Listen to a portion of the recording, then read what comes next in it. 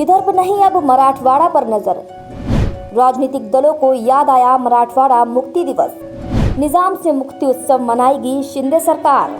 अचानक मराठवाड़ा मुक्ति संग्राम दिवस को तवज्जो क्यों? एक वक्त था जब महाराष्ट्र की राजनीति में विदर्भ के मुद्दे पर वोट बटोरे जाते थे, लेकिन अब ये मुद्दा सियासी गलियारों में कहीं गुम हो गया है। मगर अब राजनीतिक दलों की मराठवाड़ा पर सियासी नजरें हैं, क्योंकि ये वो क्षेत्र है जहां प्रदेश की 48 में से 8 लोकसभा सीटें आती हैं और राज्य की 228 में से 48 विधानसभा सीटें भी इसी क्षेत्र में हैं। यही कारण है कि अब राजनीतिक दलों को इस क्षेत्र के विकास की चिंता सताने लगी है। खासतौर पर प्रदेश की शिंदे सरकार की नज़र मराठवाड़ा पर है। विकास के वादे किए जा रहे हैं, योजनाओं को धरातल पर उतारने के लिए समितियों का गठन किया जा रहा है और अब वोटर्स को लुभाने के लिए शिंदे सरकार ने निजाम से मुक्ति उत्सव मनाने का फैसला लिया है। मतलब अब शिंदे सरकार मराठवाड़ा की मुक्ति की 75वीं वर्षगांठ प्रदेश स्तर पर मनाएगी। वैसे तो मराठवाड़ा मुक्ति संग्राम की 75वीं वर्षगांठ अगले साल 2023 में 17 सितंबर को मनाई जाएगी, लेकिन राज्य की शिंदे सरकार ने इसकी घोषणा अभी से कर दी है और साल भर इस समारोह को धूमधाम से मनाने का फैसला किया है। मराठवाड़ा की मुक्ति की 75वीं वर्षगांठ पर राज्य भर में कई कार्यक्रम आयोजित किए जाएंगे। योजनाओं की निगरानी और कार्यान्वयन किया जाएगा। इसके लिए एक उप समिति का गठन किया गया है।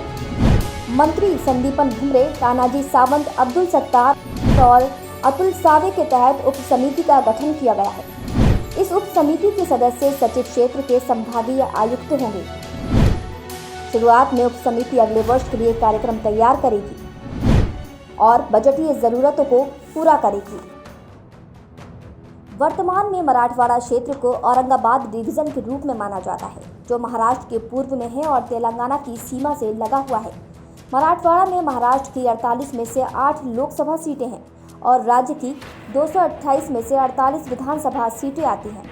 अब ऐसे में सवाल यही है कि आखिर मराठवाड़ा मुक्ति संग्राम दिवस को अचानक तवज्जो क्यों दी जा रही है? पिछले 7 दशकों से हर सत्तारूढ़ सरकार ने औरंगाबाद में मराठवाड़ा मुक्ति संग्राम दिवस को ज्यादा तवज्जो नहीं दी है, लेकिन इस बार की राजनीति बदली सी नजर आ रही है। बीजेपी बालासाहेबांची शिवसेना गठबंधन द्वारा साल भर चलने वाले कार्यक्रमों की योजना से खलबली मचना तय है। हर किसी की जुबान पर यही सवाल है कि क्या ये कोई राजनीति एजेंडा है या वर्तमान सरकार इसके महत्व के बारे में जागरूकता बढ़ाने के लिए इसे आयोजन को भुनाने की कोशिश कर रही है। मराठवाड़ा महाराष्ट्र का सबसे पिछड़ा और सूखाग्रस्त क्षेत्र है, जिसमें औरंगाबाद, बीड, लातूर, नांदेड़, हिंगोली, जालना, परभणी और उस्मानाबाद जैसे 8 जिले आते हैं।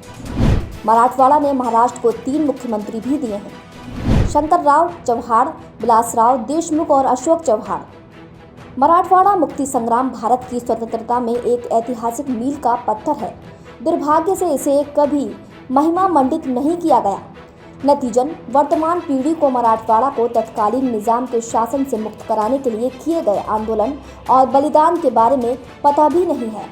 ऐसे में मराठवाड़ा की मुक्ति की 75वीं वर्षगांठ साल भर बनाने का सीएम एकनाथ शिंदे का फैसला कितना मील का पत्थर साबित होगा, ये बड़ा सवाल है। ये क्या सिर्फ चुनावी हथकंडा है या फिर जागरूकता फैलाने का अभियान? ये सवाल सभी के जहन में है। मोदी सरकार से प्रेरणा ले रही शिंदे सरकार, लेकिन ये भी अटल सत्य है कि शिंदे के कार्यक्रम केंद्र की मोदी सरकार से प्रभावित नजर आ रहे हैं। सत्ता में आने के बाद से मोदी सरकार ने जागरूकता पैदा करने के नाम पर जनता तक पहुंचने के लिए अनुकूल ऐतिहासिक घटनाओं का खूब इस्तेमाल किया है। अब शिंदे की नई नवेली सरकार भी इसी कदम पर आगे बढ़ती नजर आ रही है। केंद्र से प्रेरणा लेते हुए राज्य सरकार ने अपनी साल भर की योजना शुरू की है। सभी राज्य के मंत्रियों, विधायकों और सांसदों को इसे आयोजन के जरिए लोगों को प्रभावित करने के लिए अपने निर्वाचन क्षेत्र में सार्वजनिक सभा आयोजित करने का काम सौंपा जाएगा।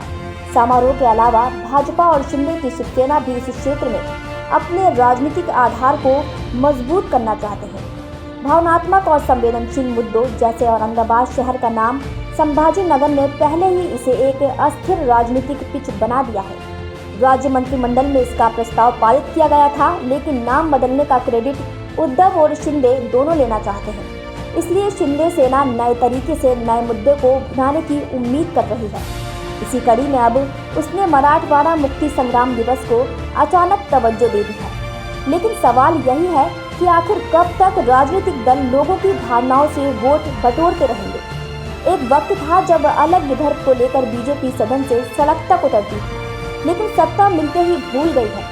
राज्य और केंद्र की सत्ता में रहने के बावजूद बीजेपी ने अलग विदर्भ राज्य को लेकर चुप्पी साध ली है।